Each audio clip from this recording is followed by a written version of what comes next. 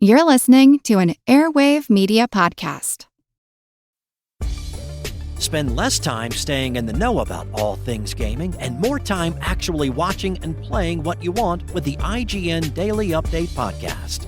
All you need is a few minutes to hear the latest from IGN on the world of video games, movies, and television with news, previews, and reviews. So listen and subscribe to the IGN Daily Update wherever you get your podcasts. That's the IGN Daily Update, wherever you get your podcasts. New York news is world news, so start your day off with the New York Daily News podcast. Hear the latest coverage from the New York Daily News team all in just a few minutes, so you can get today's headlines whenever and wherever you are. New episodes drop weekdays, so listen and subscribe to New York Daily News wherever you get your podcasts. That's New York Daily News wherever you get your podcasts. Recorded in Chicago, Illinois, with your hosts, Ken, Matt, Neal, and Jeff. This is Triviality.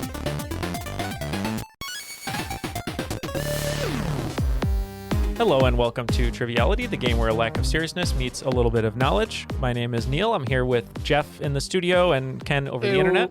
How are you, Jeff? Ken over the internet? Ken over the internet? Where's Ken? Well, Ken is in the ether right now. He's kind of floating like he's traveling through time. He's very likely somewhere on the other side of an internet connection. I think I passed him on my way to Maryland on the internet. I think you did. And of course, our favorite person, Julia, you're here as well. How are you? I love that, guys. Hi, I'm wonderful. How are you guys? Doing really well. No, you're also in the internet from what I am in the I am inside it right now. We haven't seen you for a little bit, Julia. What's been going on? Anything? Yeah, I survived the eclipse, Good. Rochester was in the path of totality, and poor Rochester, totality. that 4-hour span in that afternoon, it was 90% cloudy, and we just didn't have the beauty that everybody expected, but that's Rochester for you. Did you bring the kids, or is it just at work? It was everywhere around there, Neal. Oh, that's kind of how it works. Yeah, it was the whole city, the whole region did experience it. Just the roof of RIT. That's all. Yeah, exactly.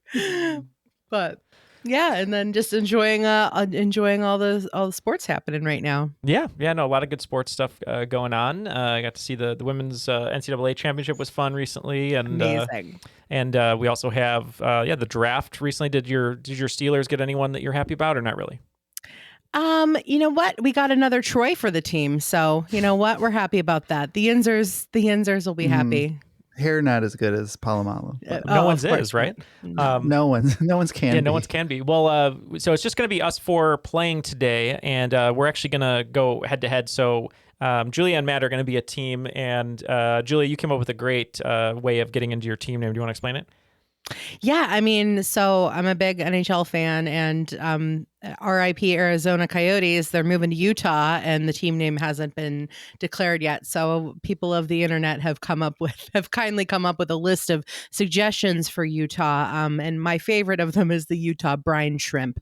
So Matt and I are going with that today. Love it. And Jeff and I wanted to go with a team name that I wanted to go with that regarded, had beds and water and different things, but Jeff said absolutely not.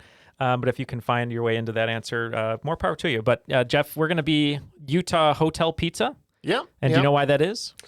Well, I got to say, they have the best hotel pizza. They have the best hotel pizza. So, the only pizza that made Michael Jordan sick. So it's an award. It should win something. It's definitely unique. Yeah. So we might have our own flu game here against the powerhouse that is Utah brine shrimp. But in order to play the game, we have to have someone to host the game. We're so excited to have our Rules Guy enthusiast on Patreon from Lexington, Kentucky, Troy Cooper here with us. How are you, Troy? Hey guys, I'm good. Thanks for having me back. So yeah, of course, great to have you here. And yeah, just tell people a little bit about yourself and what you got going on. Yeah, so like I said, my name's Troy. I'm here in Lexington, Kentucky. I teach at the University of Kentucky in the School of Information Science. Big trivia buff and big longtime fan of this show and several others. So always exciting to get to come and participate. Yeah, of course. Well, we're happy to have you here. You wrote today's game for us. And first of all, anyone who writes a game for us, we appreciate. We know how much work goes into it. So thank you for doing that. But you said that there is kind of like a little bit of a theme that might be fun to figure out, but it won't have any bearing on the answers. Is that right? I wouldn't call it a theme necessarily, but all of the question titles or categories are they just happen to be related to The Simpsons in some way. Because I love it. I wrote one question and had a really good title for that, and I was like, okay, I'm going to go with it. That's awesome. Well, we can't wait to play. In order to play the game, we got to get the rules. Is there anyone you'd like to hear read the rules for today? Just go with the classic. All right, we're going to go to Darren. Let's get the rules read. The rules of the game are simple. 20 questions split into 2 rounds worth 10 points apiece. At halftime, there'll be a special swing round designed by this week's host. After regulation, players will enter the final round with the points that they've accumulated and will have a chance to wager 0 to 30 points on 5 categorized questions. At the end of the game, someone will be named the cream of the crop.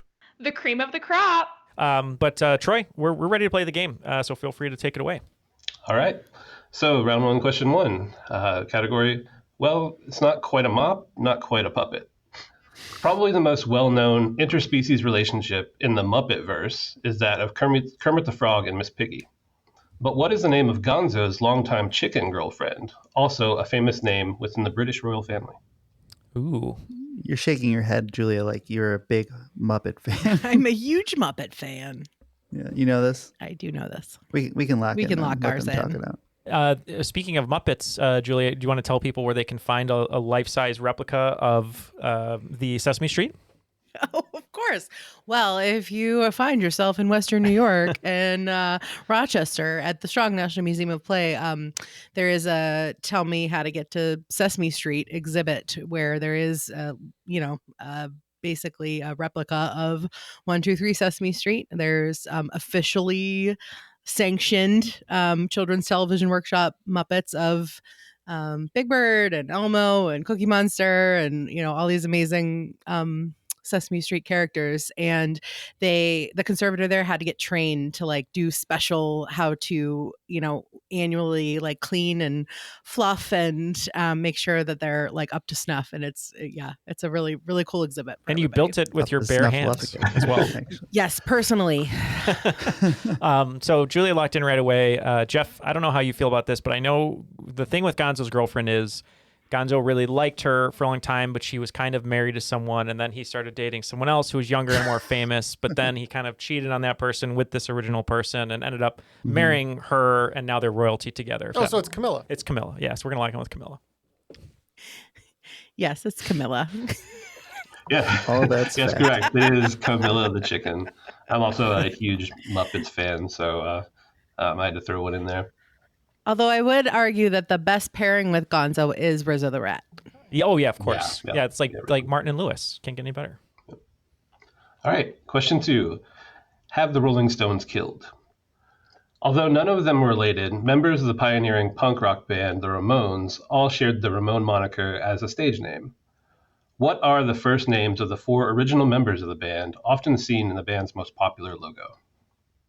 Okay, Matt, let's see if our lists have anything in common. I have Dee Dee. Okay. Joey. Yep. Tommy. I had those 3. Okay, and then I don't have a fourth. You said Dee Dee, Joey, Tommy. I think Johnny's the other one. Johnny. Johnny's the one I knew. Oh, Johnny Ramone is great. the one I know. So we got them all. Okay, let's go with that. We know we have 4 answers that might be close to right. Donatello, Michelangelo. We thought of the alliteration a little bit. We both wrote down Joey first, and then I knew of Johnny, of the stories of Johnny. Is it Joey? We were just thinking Joey Fatone, maybe. Probably. I don't know. Yeah, the Fatones is the family band of Joey Fatone, who plays Ramone covers. But yeah, we said Joey, Johnny, and then of course their brothers Arthur and Galahad. All right. So full points to the brine shrimp there. It is Joey, Dee Dee, Johnny, and Tommy Ramone. Nice job. We're punk rockers, yeah. That's me. That's what people often think of when they see me. Do you happen to be a punk rocker? You say, yeah. Yes, I say, buttoning up my cardigan. I was going to say, and you have a lot of buttons on you at all times. So you never know looking at me now, but that was most of my my teenage years. Go hanging out at the CBGB? Punk rock club. Yeah, I wish. Yeah. All right, question. The local chapter. Oh, sorry. CBGB. Question 3. You may remember me from the Erotic Adventures of Hercules and Dial M for Murderousness. Phil Hartman had a storied career as a voice actor for a number of animated series, most notably The Simpsons. But in what 1986 cartoon series did Hartman voice George Wilson, the elderly neighbor of the series' title character based on a comic strip? It's really distracting going back and seeing clips of this and saying, why is Troy McClure doing what he's doing? We can lock it. So, Jeff, I know we both love Phil Hartman, but this one is escaping me a little bit. What are you thinking? Mr. Wilson. Oh, Dennis the Menace? Tom Hanks from Castaway. Oh, that sounds like Dennis the Menace. I thought the movie came out in the 90s, or I guess it was a TV series, but yeah. But yeah, that's fine with me. This is an animated one. Oh, okay. All right, so if it's animated, then yeah, I like Dennis the Menace. All right, we're locked in? Yeah, when we were children, they were actually casting Dennis the Menace in Chicagoland. A bunch of my friends from school auditioned. Didn't get the part. Sad for them. Dennis the Menace. Yep, both teams got it. Dennis the Menace. You didn't audition, Matt? My brother did, and obviously he made it, and he's a big Hollywood star. Did he audition and break their washing machine or something? I think 600 kids showed up. It was basically we want 10-year-old boys, and every boy in Chicago was like, I can do that. Very Hollywood. I can be a 10-year-old boy. Show up. Yeah. Matt, you're 11. All right, question 4. I, for one, welcome our new insect overlords. In 1947, a suborbital V-2 rocket sent the first living sentient organisms into space to study the effects of radiation in spaceflight. Which common household insects became the first space explorers? All right, we'll go ahead and lock in. I guess. Oh boy. I don't know offhand. Yeah, I mean, if I'm thinking a household insect, I think literally cockroach is the first thing that comes to my mind. Right, but radiation doesn't affect them because they can survive through anything. Do we know that because they went to space in 1947? I think the idea of a space cockroach makes me really uncomfortable, to be honest. The quote from The Simpsons, if this helps at all, is from an episode where Homer goes to space and they have an ant farm that breaks free and the ants fly everywhere. Okay. And it's referring to ants, and ants are a household insect. Yeah, great. So I'd feel good if that's the answer. Yeah, so. let's go with ants. That makes a lot of sense. Yeah. We were thinking about something that often has house in the name, and we said fly. So Jeff Goldblum. Okay, so no points on this one. Sorry for the red herring on the. Like I said, the quotes in The Simpsons are mostly just quotes that I like, and I think I'm going to use them as a clue. It might help down the road, but so these are fruit flies. Fruit flies in this space. Oh, scientists just love fruit flies, don't they? So are you they just use them for everything. Are you accepting fly? Because that's what we have. You said housefly. I said I was inspired by the house part.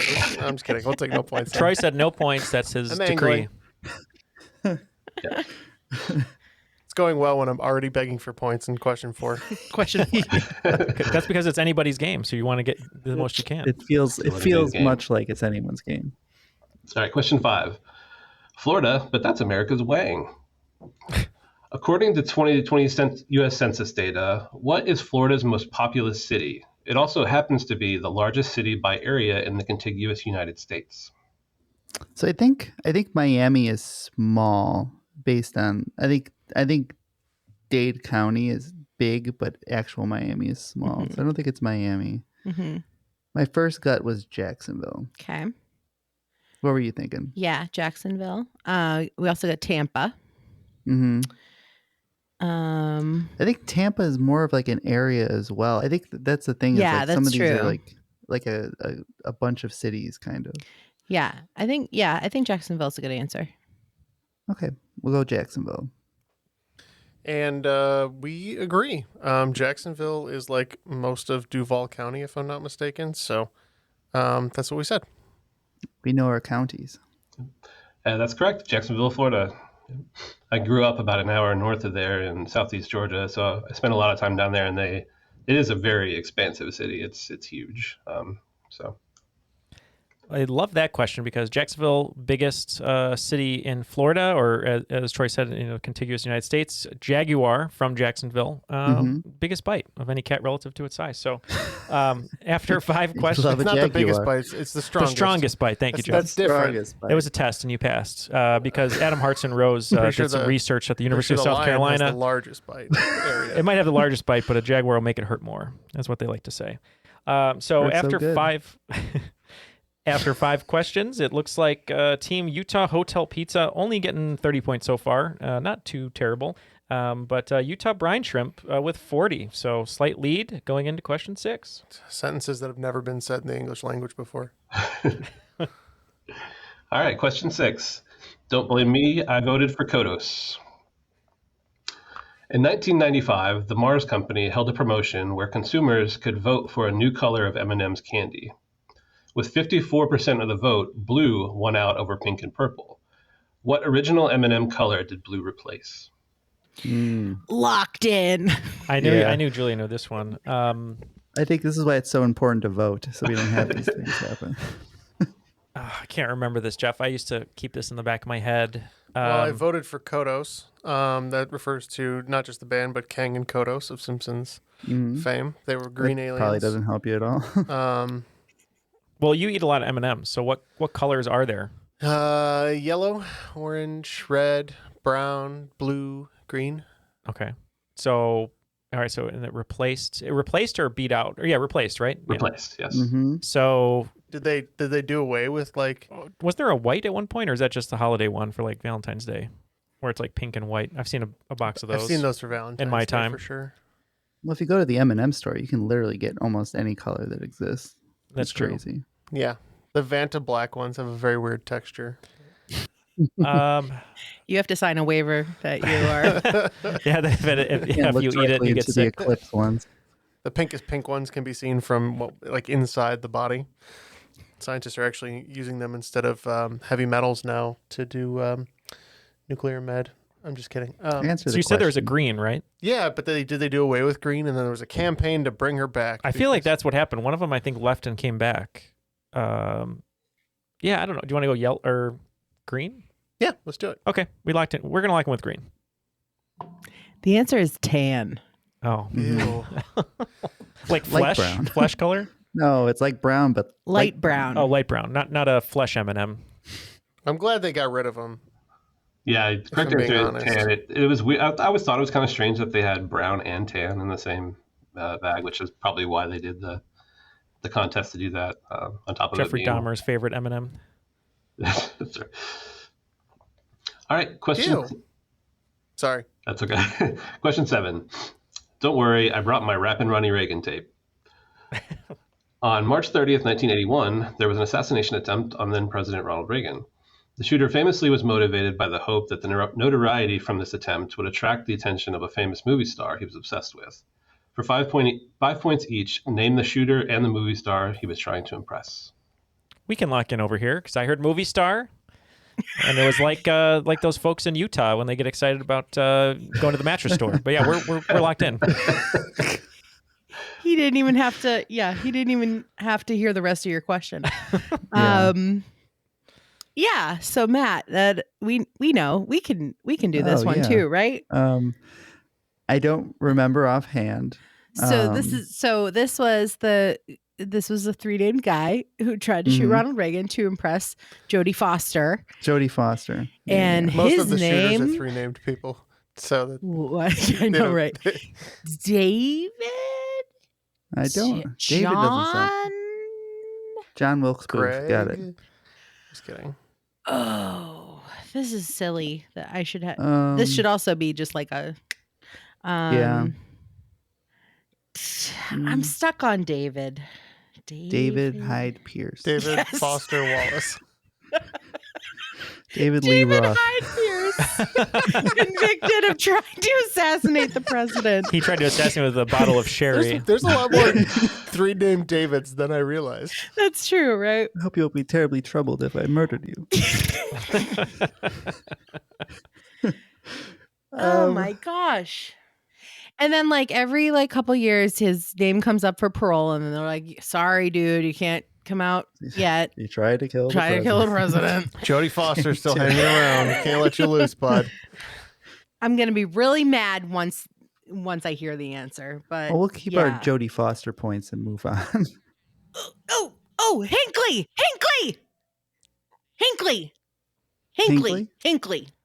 His last name's Hinckley. Jeopardy rules. Yep. Hinckley. Just because you were on it, you would know. But you're not wrong.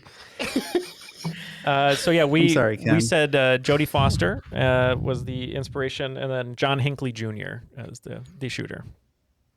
Yep, you both came around to it eventually there. So yeah, it is John Hinckley Jr. and Jodie Foster was the star that he was obsessed with. I also didn't know this, but as I was looking into it, he apparently had the idea of trying to assassinate Jimmy Carter before that, and actually got within like 20 feet of him. Oh wow! Didn't get the opportunity to actually do it. But. All right, question number 8. Hi Lisa. Hi Super Nintendo Chalmers. With all of the excitement over virtual reality gaming currently, let's take a look at the past. What Nintendo product released in 1995 was a failed early attempt at VR gaming? It was discontinued only a year after its release. Pretty sure Neal still has the red burned into his eyes, right? Yeah. Do you know this one? I'm trying to remember the name. I was No. buying time as I was working through it. Much like Chevelle, he's seeing red again. Oh, and nice. Very nice. Oh yeah, I had this too, and I don't remember the name of it. I could draw it for you. We can lock in. I know the. I know Okay, the good. name of it. So they know it right away. Julia's drawing it. Matt is boasting that he knows the answer. But you said something about red eyes, isn't it? It's like a red. It was like everything was like red. Yeah, I'm trying to remember. It's not the Power Glove. That was separate. I had that. Nintendo. It wasn't like Virtual Boy or something, right? That sounds good. It sounds like something Nintendo would make. Nintendo Virtual Boy. I think that was something else. But that's fine. I'm fine with Virtual Boy. Saturn. That was Sega. Yeah. I think I'm getting farther from the answer. What do you think? Virtual Boy? Virtual Boy. Okay, we're gonna lock in with Virtual Boy after not being able to pull maybe the correct answer. Look at that I pull. love when- Look at that. Yeah, when they discuss the answer and then try to talk themselves out of the answer and then go with the answer after all. This is, I believe, Virtual Boy. Yep, you walked your way right into it. It is the Virtual Boy. And I can share your kind of feelings about the burning red and black. It is just such a weird device that you kind of like put your eyes down into it, and it was on like a tripod Yeah. and you had to shove Yeah. your face into Oh, it. that's So it was right. not portable. You couldn't do anything with it, but a red tennis ball would fly into your face. Oh, here it is. So Yes, I guess do. it was cool. We did have this, yeah, and I forgot about the tripod, but yes. Yeah, or you could duct tape it to your eyes, which is the preferred way to play. And that is how we got Apple Vision Pro. That's right. And you could play Wario Land. That's actually the introduction of Wario. First. Oh, is it time really? was That's in the that first game. time? That's trivia Yeah. fact you're giving everyone for free? Neal, I don't know That's if what you I'm realize doing. this. Our whole show is free. Well, that's true. I'll save it for the bonus episodes that you get on Patreon next There you time. go. All right, so question number 9. I am afraid of xylophones. It's the music you hear when skeletons are dancing. That show's so good. If you're afraid of dancing girls or chocolate cosmos, you may suffer from anthophobia, which is the fear of what? Anthophobia is A-N-T-H-O phobia. Neal, you've had a few chocolate cosmos back in your day. I thought you were going to say you've had a few dancing girls back in your day. I was not. You may have, but what is a chocolate Cosmo? Is that like a Milky Way? Is it? What? I mean, that's a pretty good joke if More it's like not. a Heath bar. It's really funny. I'm underappreciating how funny that was. That's my life. Everyone underappreciates it. When I'm dead, someone will say, "Thanks, Neal." could be delicious. It could be suspicious. I don't even know what we're doing here. But the names are capitalized: Dancing Girls and Chocolate Cosmos. Do you think maybe it could be like song titles? Someone who's afraid of song titles? Or maybe they're afraid of concerts, maybe. Okay. I'm okay with that. Okay. Loud places, I get that. I get the fear of that. All right, we're going to lock in with that. Okay. What are you They're thinking, locked in. Matt? I think that a chocolate Cosmo is a plant type. I was thinking of flowers. Yeah. I would lean flowers. Yeah.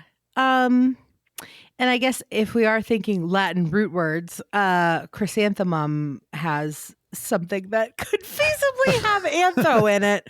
Yeah. So I'd be happy to just take a stab at flowers. Yep. Afraid of flowers. Latin lessons with Julia. She's always going to stick it to us with the Latin. All right. So anthrophobia is the fear of song titles. No, I'm just kidding.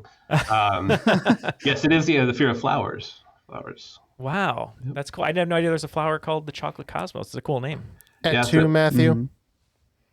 What? When I was coming up with it, I was trying to find, flowers that wouldn't be too common to just give it away, but also, ones that might, sound odd cool enough names. that they could be. Yeah. So No, it's great. I like that. That was great. Very good. if I had said, if you're afraid of daisies and sunflowers. Yeah, it would be a pretty easy question for most of us. Yeah. Question 10. No, that's German for the Bart, the.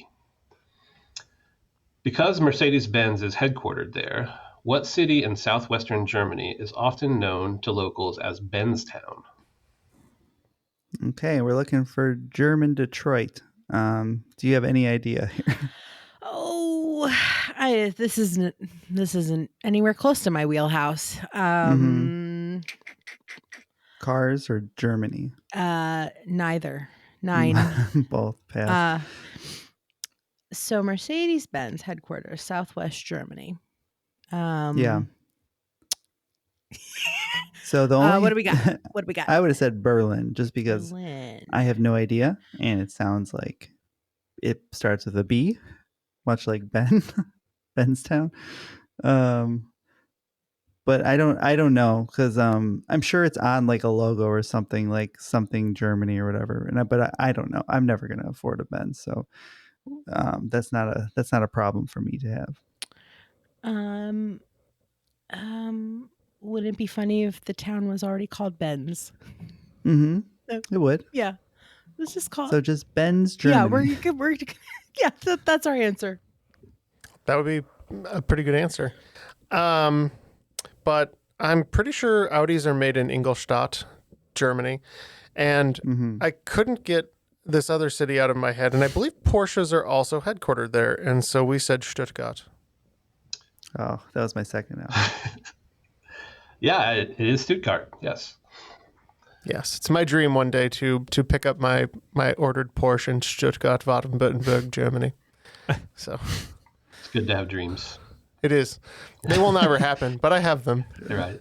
Dream a little dream, Jeff. That question came about because there's a mechanics place here in town called Stuttgart Motors, and I kept driving by and I was like, because you hear commercials on the radio, and it's like, oh, it's Sure. a bunch of American dudes talking. So I was like, why do they call it Stuttgart Motors? And I went and looked, and they specialize in like German vehicles. And Which makes sense. After the first round, it looks like Utah Hotel Pizza picking up 30 points, bringing our total to 60, but still holding a slight lead is going to be the Utah Brine Shrimp picking up 40 points, bringing their total to 80. So it is 80-60 going into the swing round. Before we get into the middle of our game, just wanted to say thank you to all of our patrons who've joined us recently. We so appreciate all of your listenership and support as we continue to get towards 600 patrons, which we're trying to do for 2024. Jeff, I think we're only about 18 left to go, which is pretty crazy. That's amazing. Thank you so much. And if you'd like to join... Actually, I can't say that because if you're a patron, you get this episode ad-free, so you're not even hearing this. That's true. You're not even hearing you're not even hearing this. You're not hearing Matt over there eating pork rinds or whatever in the background. But if Brine shrimp, I'm just guzzling them down. guzzling brine shrimp. But yeah, if you don't want to hear any of this, you can go to patreon.com/trivialitypodcast. And for as little as $1 a month, you can get all of our newest episodes ad-free, Or if you're like Troy and you like, presumably, all of our crop drops and extra bonus episodes, you can join for as little as $5 a month. And hopefully, Troy, you do enjoy those. I do. I very much do. Awesome. Well, there you go. So an endorsement from Troy is all you need if you want to go to patreon.com/trivialitypodcast and help support the show. Okay, Troy, what do we have in store today for the swing round? All right, so today's swing round, keeping with the theme, is no new crap, play taking care of business. So for this, I'm going to give you 10 musical artists, and I want you to give me the highest charting single that they have to date. And just as an aside, if one of the artists has more than one number one hit, the song that spent the most time at number one. So number 1, Billy Idol. Number 2 is Al Green. Number 3 is the White Stripes. Number 4 is Weird Al Yankovic. Number 5, Kendrick Lamar. Number 6 is Dolly Parton. 7 is Bob Marley. 8, Rage Against the Machine. 9, Missy Elliott. And 10, who else but Bowling for Soup?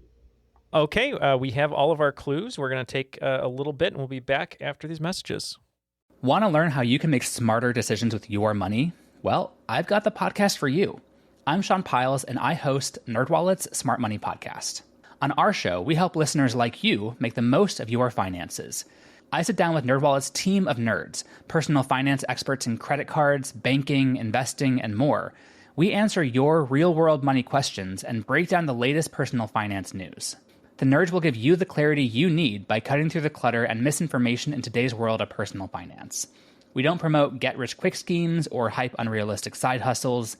Instead, we offer practical knowledge that you can apply in your everyday life.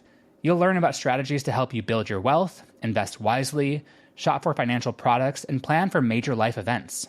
And you'll walk away with the confidence you need to ensure that your money is always working as hard as you are. So turn to the nerds to answer your real-world money questions and get insights that can help you make the smartest financial decisions for your life. Listen to NerdWallet's Smart Money Podcast wherever you get your podcasts. Hey there, I'm Dylan Lewis, one of the hosts of Motley Fool Money.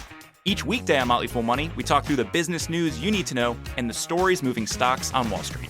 On weekends, we dive into the industries shaping tomorrow and host the experts, authors, and executives that understand them. Tune in for insights, a long-term perspective on investing, and of course, stock ideas. Plenty of them. To quote a listener, it pays to listen. Check us out and subscribe wherever you listen to podcasts.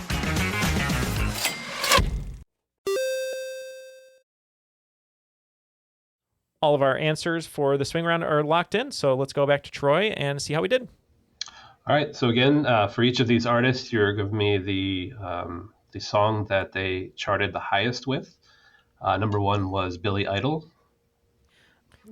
We said White Wedding. We agree. We thought maybe it was White Wedding. You know, I thought that too, and then I looked it up, and the highest charting single for him was Money Money. Wow. Whoa. Cover. Cover song. All right, number 2, Al Green. Hold on. Before, this is how I expected it. So I'm like, I bet I know these. And then it's like, nope, that's not the one. All right, number 2, Al Green. Well, sorry, Matt. We said, let's stay together. I would be very disappointed if it wasn't Let's Stay Together. That's what we said. You are both correct. It's Let's Stay Together. All right. Number 3, The White Stripes. We kind of had a coin flip on this one, and we went with Seven Nation Army. Yeah, we just figured it's in every sporting event and commercial and whatnot, so we said Seven Nation Army. This is another one where I thought that was the answer as well. I should have mentioned too, Modi Modi did make it to number 1. Let's Stay Together did make it to number 1. The highest charting single for the White Stripes made it to number 26, and it's Icky Thump. Oh, wow. I would have guessed definitely Seven Nation Army, since it seems to be at every sporting event. I think it just has more longevity than it did, when it hit. All right, number 4 was Weird Al Yankovic. We said White and Nerdy. I feel like that was it. Well, if this is based on songs I've requested at family members' weddings when I was a young child, we said Amish Paradise. All right, the correct answer is White and Nerdy. Nice. Wow. Chameleonaire parody. All right, number 5, Kendrick Lamar. We went with Humble. Yeah, I had a similar thought too. We said Humble. Yep, both correct. Humble. Number 6 was Dolly Parton. We were between Jolene and 9 to 5. We think 9 to 5 might have had more of a pop culture staying power, so we said 9 to 5. And we went the other way. We said Jolene. All right, and the answer is 9 to 5. Went to number 1. Islands in the Stream also went to number 1 with Kenny Rogers. But Oh yeah. Just thinking about that. What a pairing. That's what we are. all right, next up, Bob Marley. Whew, I'm learning that like if we're between two, it's going to be none of them. But we went a long list of Bob Marley songs. We ended up settling on Buffalo Soldier. Ooh, that's a good one. Oh, the Buffalo Soldier. Nice. Yeah, we just said One Love. We were just trying to keep it simple on this one. We didn't even say One Love. He has We didn't so even many say that one. songs. Like Yeah. there's a whole list. This is another one where I was really surprised. And to my knowledge and my research, the only song that ever charted on the Hot 100 was No Woman, No Cry. Oh, yes. Nice. Made it to number 35. That's a good one. And then Rage Against the Machine is next. Yeah, this is one Bulls on Parade and Killing in the Name of were the two that we were flip-flopping through, and we said Killing in the Name of. Well, strange coincidence. I happened to listen to all 3 of Rage's non-cover albums this week. And I feel like we're pretty lights out on this one. We said Guerrilla Radio. Yep, it is Guerrilla Radio. Made it to number 69 on the charts. Nice. Nice. And number 9, Missy Elliott. We went with Work It. Yeah, this is the hardest one for us because I want to say 1-2 Step is probably the top one, but that's actually a Sierra song. A lot of people think it's Missy Elliott, but she's featured on it. So we were between Work It, Rain, which I know was the big hit off her first album, and then Lose Control. But we also said Work It. All right, so more points to me, I guess. Work It did make it to number 1 for 5 weeks, but a song called Hot Boys made it to number 1 for 6 weeks. That would be Boys with a Z. Boys with a Z, I was going to ask. It's our autobiography. We're flipping nipping out Jeff over here. Right. Hot Boys, the Triviality story, right? Yeah, that's right. And then finally, Bowling for Soup. Yeah, I don't think that the Phineas and Ferb song charted, so we went with 1985. Yep. And as much as we wanted to be the boys with a Z, all the bad guys want, or bad girls want, I guess, whatever your preference. We said 1985. Yep, of course, that's correct. It made it to number 23. I'm pleased with that. I'm very pleased with this performance. Yeah, we were a little skeptical going into that, so that went okay. It didn't go too badly for either team. So it looks like Team Utah Hotel Pizza is picking up 20 points, bringing our total to 80. And Utah Brine Shrimp picking up 25, bringing your total and the lead extended a little bit to 105. All right. First question of round 2. For this round, instead of doing quotes, I went to the famous chalkboard writings of Bart at the beginning of each episode. So round 2, number 1, I will not skateboard in the halls. Skateboarding legend Tony Hawk founded which skateboarding company in 1992, which sponsored such pro skaters as Shaun White and Bucky Lasek? I wonder if he has one in his soul. I was just going to assume Matt had this at the ready. I mean, he was all pop punk, no skater. So yeah, I wasn't really a skater. He does Birdhouse is his not like a disc. His company. I don't know if that's the one he founded in 92, but I know he has a company called Birdhouse that does skateboards, etc. Would bird in his soul mean does that mean anything? I have no idea. Okay. I don't know what that means. Okay. But okay, let's go. Let's do it. Yeah, Birdhouse. We're in agreement with you, so hope it's right. We said Birdhouse. Yes, both teams get it. It's Birdhouse. The soul thing, the famous "They Might Be Giants" song, "Put a Little Birdhouse in Your Soul." That was my little nod to that. Yeah. All right, round 2, question 2. I will not eat things for money. Within 10 either way, what is the world record for number of silver dollar pancakes eaten in an 8-minute time period? So specific. I was like, all right, Joey Chestnut, cue it up. Yeah, what's I thought Joey Chestnut might be a little too easy, or too popular. So silver dollar pancakes in 8 minutes. 8 minutes. How big is a silver dollar pancake? It can't be silver dollar size. That feels like a lie. Yes, they're Jeff. like It's in the name, Jeff. They're really this they big? start as silver dollars, but they expand. Oh, yeah, that makes sense. They're slightly bigger, but they're tiny. Like you could stack up 4 or 5 and probably give it a good run. Okay. All right. We have a random number. We're going to lock in with it. Okay. What's the Chicago area code? 708 or 312? 312. I'm going to say 312.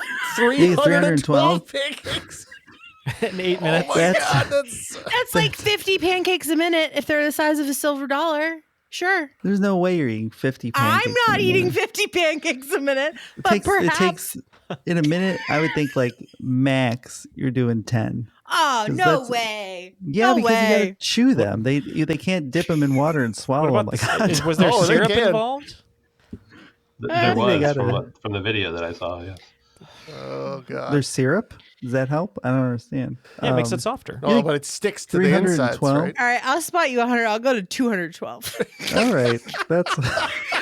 Just take 100 off the top. I need to see this magical 200 pancake eating minute. What do you think, Matt? I was in the like 80 to 100 range. I was thinking it was like 10 a minute. If Joey Chestnut can eat like 80 hot dogs in 8 minutes, like what? Pancakes is more carbs though. I guess he's eating the buns. Maybe Right. you're right. Let's do 200. 200 Yeah, is now that I'm fine. thinking about it, I'm like, if they're each the size of like half of a hot dog bun, that's like 150 Yeah. easy. All right, 212. We're doing it. Yeah, we had no idea. We thought maybe 10 a minute, and then we kind of lowered it a little bit and said, well, maybe it's not exactly 80. So we went with 68. All right, so neither team getting points here. You were Matt was close with his original guess. The record is 113 in 8 minutes. Wow. We need to go down I was 100 off by more. another 100. We would have been there. you take off 100, then you take off 99, then you're there. Yeah, 100%. Oh.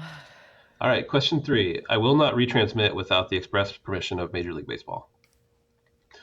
Major League Baseball has had only 10 players achieve the Triple Crown Award of average home runs and RBIs since RBIs began being recorded in 1920. Who is the last player to win the Triple Crown in Major League Baseball? He did so by batting .330, hitting 44 home runs, and driving in 139 runs in 2012.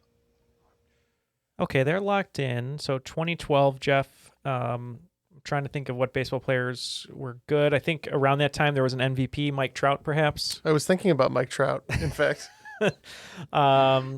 I think he was just a weather enthusiast at the time. I think you're I right. don't think he made it up to the big league. 44 home runs though for Mike Trout. I guess that makes sense. I'm trying to think of what. I mean, Pujols maybe around that time. Albert. He always had a high batting average and home run average, and RBI average, which I guess is the Triple Crown. That's what we're talking about. Not desiring to eat either of those. But let's say, as much as I liked my gut of Trout, let's say Pujols. Okay, we're locking in with Albert Pujols. This is a guy who's kind of almost lost to time. People don't talk about him a lot, but he was really dominant for a while. He played for the Tigers, Marlins before that. I believe it's Miguel Cabrera. Damn it. Yes, that is correct. It was Miguel Cabrera. All right, question 4. I will not instigate revolution. What 3-word name is given to the period between September 1793 and July 1794, when thousands of counter-revolutionary suspects were publicly executed during the French Revolution? So, Neal, you famously studied French for 4 years. I did for 2 years, but yeah. 2 years? Okay, 2 years. I was giving you more credit. Thank you. I mean, I know a decent amount to speak it sometimes. You flirt a little bit with the French language. I flirt a little bit with the French language, and not so much the French women, because they can't understand me. And you're married. And I'm married. Reasons. I feel like I know this too, and it's I could tell you the time period in France. Is it in Les Mis? Then you would definitely know it. Okay, we are gonna lock in over here. Parlez-vous anglais, s'il vous plaît, Julia? Je parle anglais pour la plupart. But I was a French major in undergrad, which was many moons ago at this point. But I did study a lot of French history. I'm gonna go with and Matt agrees. Yeah. Matt and I conferred. you're I'm gonna not go just with it. I'm I'm not just going like nowhere. unilaterally storming over Matt like Robespierre and his reign In the of terror. Bastille. Yes. Yes. We too said Reign of Terror. Sounds like a great band name. Yeah, both teams got it correct. Reign of Terror. Might not be spelled like the meteorological phenomenon, though. Julia, My backup vocalist is Mike Trout. would you understand if I said "Il coupe le fromage" about what's going on in this room? Oh no, guys! This is why I'm in the internet. That's right. Okay, number 5. I will not carve gods. Who is the Roman goddess of wisdom, justice, and law? In a popular story, she is challenged by a mortal, Arachne, to a weaving competition where she ultimately transforms her into a spider as a punishment to serve as warning to never challenge the gods. Well, not much to talk about. Julia, you know it? We chatted a little. Yeah. So we were, we thought about how we know a little bit of mythology. The Greek goddess of wisdom is Athena, and her Roman counterpart is Minerva. Mm-hmm. It's exactly what we were talking about, Jeff. You wrote down Artemis, and I was trying to think of Athena, and I knew it was between Artemis and Athena, but I don't think we were going to come up with the Roman version of it. So we locked in with Justicia, which is the... sounds like a trading card you get in like 3rd grade. Yeah. Or a venereal disease. I don't know. Yeah, so Julia got it correct. It is Minerva, counterpart to Athena in Greek mythology. After 5 questions, Utah Hotel Pizza kind of blown it, to be quite honest. 20 extra points, bringing our total to 100. And it looks like Utah Brine Trip picking up 40 points, bringing their total to 145, extending their lead and sticking their foot on our throats, Jeff. Brine Shrimp Small, big lead though. All right, question 6. I did not win the Nobel Fart Prize. Which international organization is the only 3-time recipient of the Nobel Peace Prize, winning in 1917, 1944, and 1963? Yeah. My first thought was Habitats for Humanity, but I don't think Jimmy Carter was building houses in 1917. I mean, he might have been. He was around, right? He's that old. I would think like the Red Cross. It makes sense too. It's right around Yeah. World War One and then World War II and then Vietnam. I think the timelines work out that way. Yeah. So Red Cross Anything is a good else? guess. Let's go with it. Yeah, let's go with that. Yeah, we agree. We said the Red Cross. Probably the American Red Cross, but we did not specify because reasons. It's a good thing you didn't, because, yeah, it is the International Committee of the Red Cross. Yes. Nice. All right, question 7. Substitute teachers are not scabs. When you cut or scrape your skin, blood cells start to clump together and clot. As they dry, they form scabs. What type of blood cells create these clots? I think I can. Julia feels very good I about think I can lock it in. Yeah. Okay. Julia just immediately sent a text that said, "I know it and you don't." Wow. With a gif of a wrestler. She's pulling a promo on me. Well, I know the mitochondria is the powerhouse of the cell. Okay. What does that do for us, Jeff? Well, I don't think it's the white blood cells, right? Those are responsible for like helping fight infections. Right. And then there's the red blood cells. Yeah, that's the hemoglobin, carries the oxygen around. Right. But also the green goblin. There's the hemoglobin and the green goblin. The hobgoblin. That'd be a great villain. The hemoglobin. The hemoglobin. He just takes all the oxygen out of the room, transports it somewhere else. Well, how many blood cells are there? White, red? Other? Is there other? I don't know. Those Maybe are it's clam red? chowders, Neil. I think there's other. We'll just say red. Okay, we'll lock in with red then. Dying over here. I'm pretty sure they're platelets. All right, yeah, and your correct answer is platelets. Okay. Wow, we're gonna need some coagulation over here for all the blood we're spilling on this game, Jeff. Number 8, I will remember to take my medication. Schedule 1 drugs like mescaline and LSD, and Schedule 2 drugs like fentanyl and codeine are both classified as drugs that have a high potential for abuse and/or addiction. What is the difference between these two classifications? Okay, Jeff and I are gonna lock in. We'll let you talk. So we're looking at the difference between 1 and 2. Yeah. The first one seemed to have hallucinogenic properties, right? Is that kind of what we were looking at? Yeah. I think that's the difference. I think one can cause you to hallucinate and the other ones don't.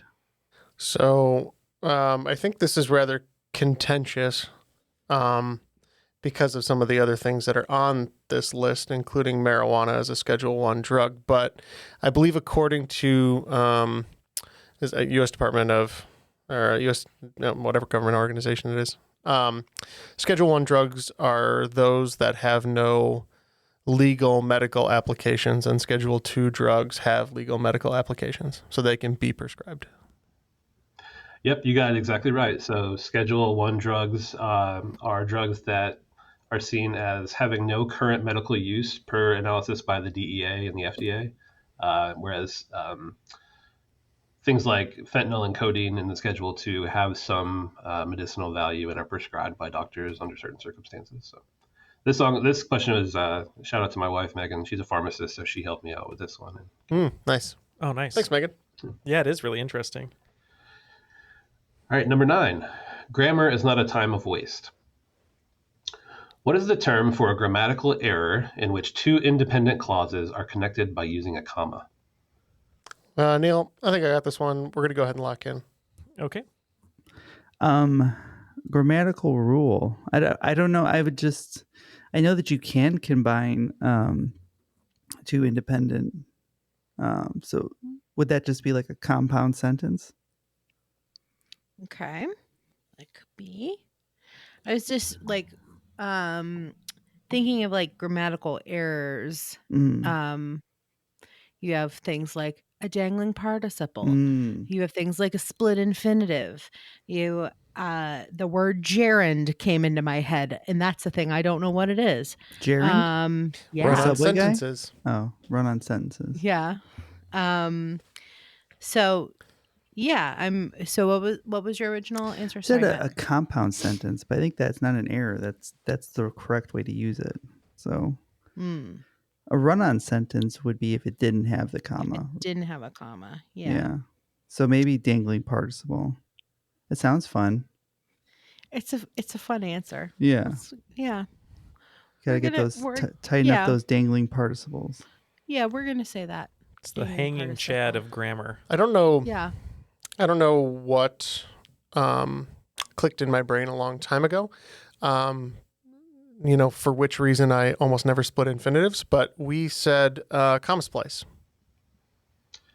Yes, your correct answer is comma splice. This is one that was like drilled into my brain in grade school. And even into high school, they were like, if you have one comma splice, your college teacher is going to fail you in your paper.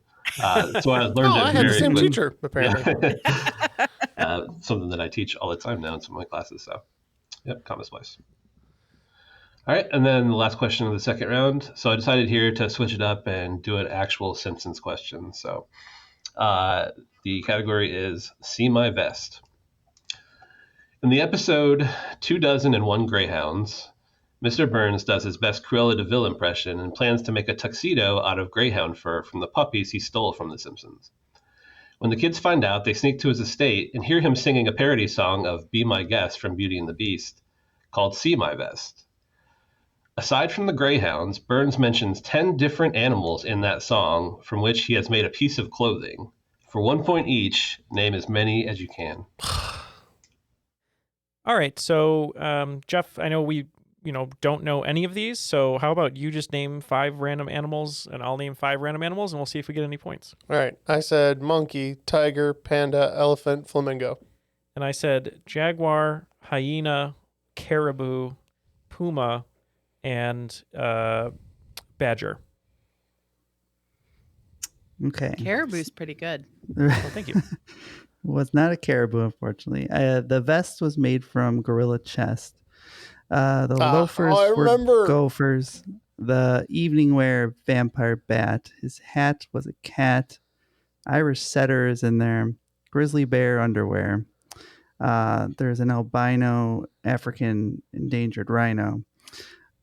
A turtleneck, and then a red robin, and I'm missing one, but I got 9 of them. Yeah, that was impressive. You got 9 of them. So it is. See my vest, made from real gorilla chest. Feel this sweater, there's none better than authentic Irish setter. See this hat, 'twas my cat, my evening wear vampire bat. These white slippers are albino African endangered rhino. Grizzly bear underwear. Turtles necks, I've got my share. Beret of poodle on my noodle. It shall rest. Try my red robin suit. It comes one-breasted or two. See my vest, see my vest, see my vest. Like my loafers, former gophers, it was that or skin my chauffeurs. But a greyhound fur tuxedo would be best. So let's prepare these dogs. Kill 2 for matching clogs. See my vest, see my vest, see my vest.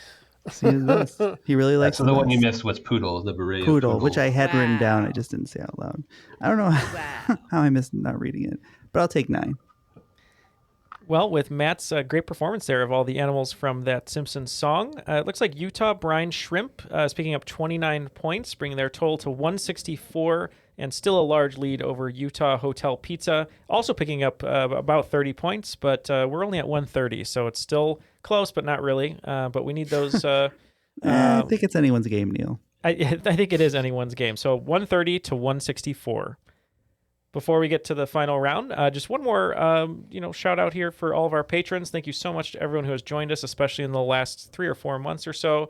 We really appreciate helping the show grow and having all of our Patreon followers continue to get bigger and bigger on our road to 600 for 2024.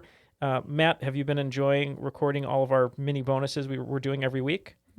My favorite thing every week is to find a list of 10 to write questions about. And I feel like you do love a theme or so. I just did a theme on insurance companies, and I did a theme.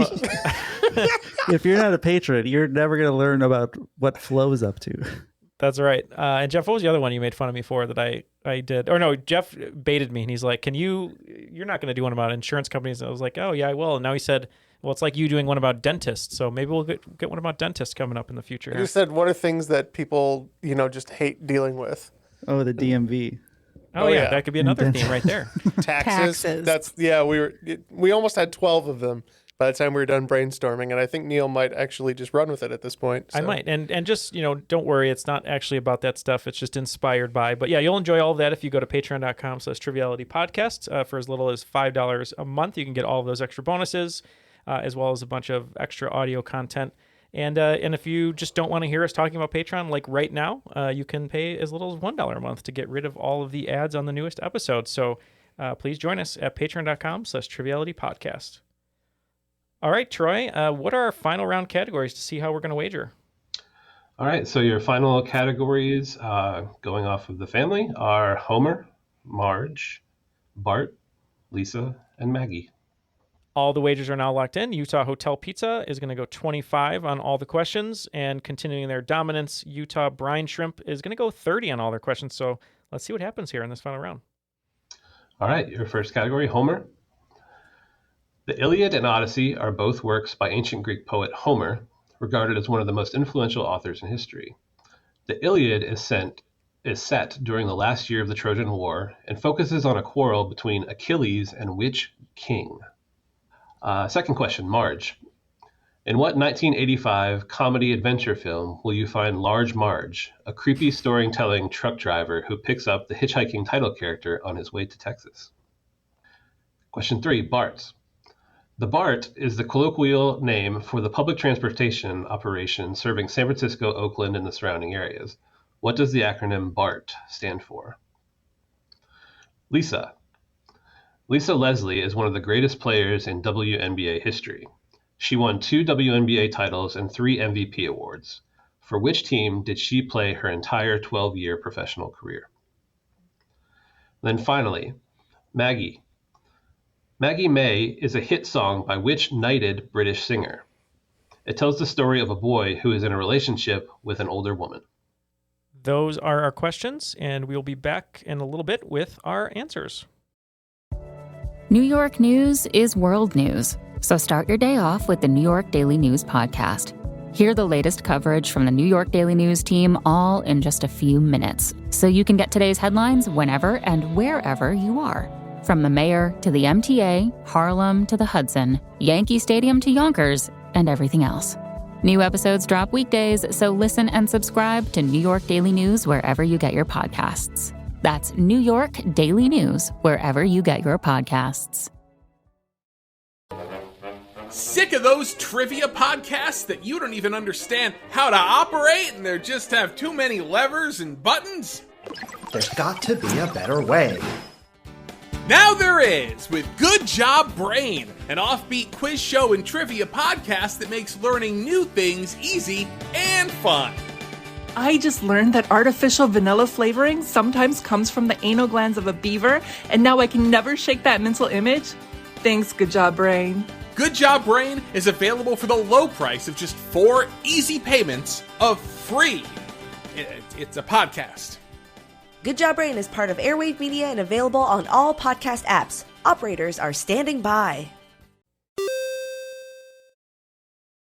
All the answers are now locked in. Let's go back to Troy, hear the questions, and we'll see how this shakes out. All right, so the first one was Homer. The Iliad and Odyssey are both works by ancient Greek poet Homer, regarded as one of the most influential authors in history. The Iliad set during the Trojan War and focuses on a quarrel between Achilles and which king? Yeah, we said Priam for 25 points. Yes, we said we also went with Priam. We didn't pronounce it like that. We went with Priam, Priam, and we also wanted to nod to our host Troy that this is the Trojan War. Here, it's for Troy. Hey, we got that. All right, so unfortunately, this is King Agamemnon. I told you it was Agamemnon. It was Brian Cox, I said, from Troy. Oh, no. King Womp, Agamemnon. womp, womp. All right, the second question, Marge. In what 1985 comedy adventure film will you find Large Marge, a creepy storytelling truck driver who picks up the hitchhiking title character on his way to Texas? Yep, we said this is Pee-wee's Big Adventure. He had to go find his bicycle at the Alamo in the basement. Yes, Pee-wee's Big Adventure. Yes, both teams getting that correct. Pee-wee's Big Adventure.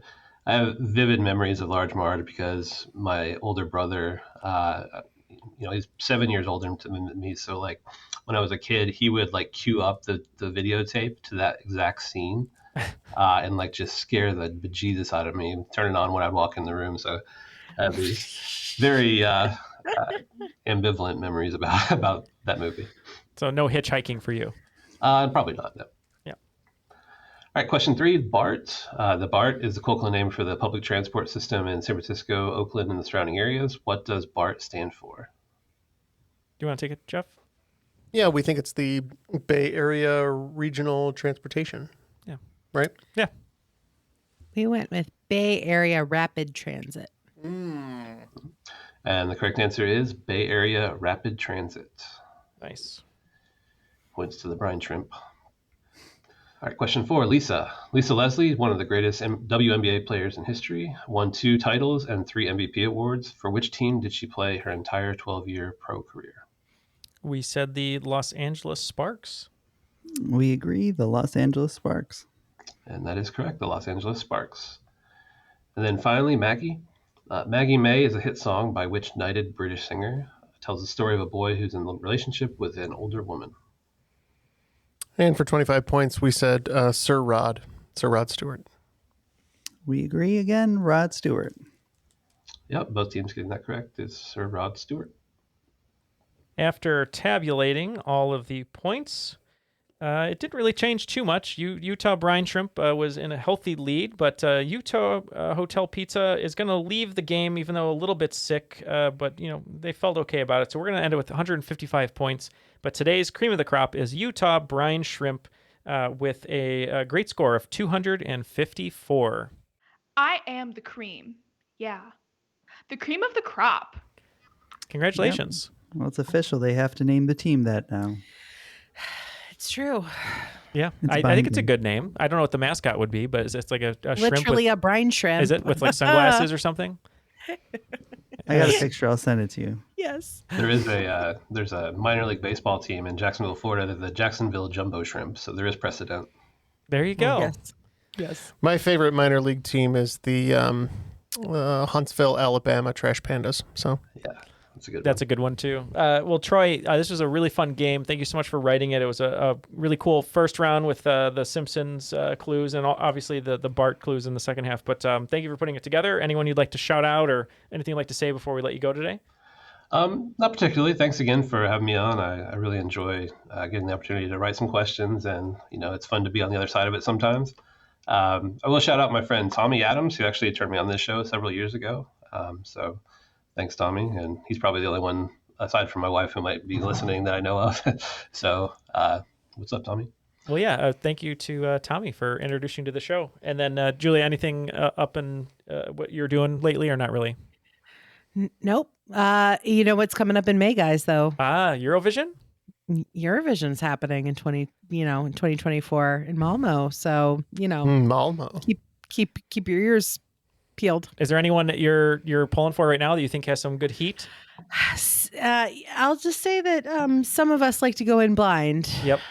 Into the semifinals. So I do too. I don't really watch the preliminaries or anything. So yeah, I'm excited about it. Well, yeah, keep your ear out for Eurovision, and maybe we'll have to figure out something for our own show with you, Julia. We'll maybe do a themed game or something. But yeah, thank you so much to Troy for writing today's game, and for Julia for being here as always. Always love having her here. Ken, as we said, he's kind of floating through the internet.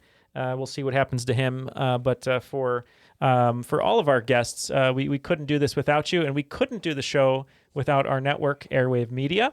If you'd like to check out all of their shows, you can go to airwavemedia.com, and you can check out some really cool shows like Art of History, Movie Therapy, and Who Arted. So two art shows there for you. But yeah, check out airwavemedia.com, and we will see everyone next week on another episode. Thank you to Julia, Matt, Troy, Jeff, and Ken. My name is Neal, and that was Triviality.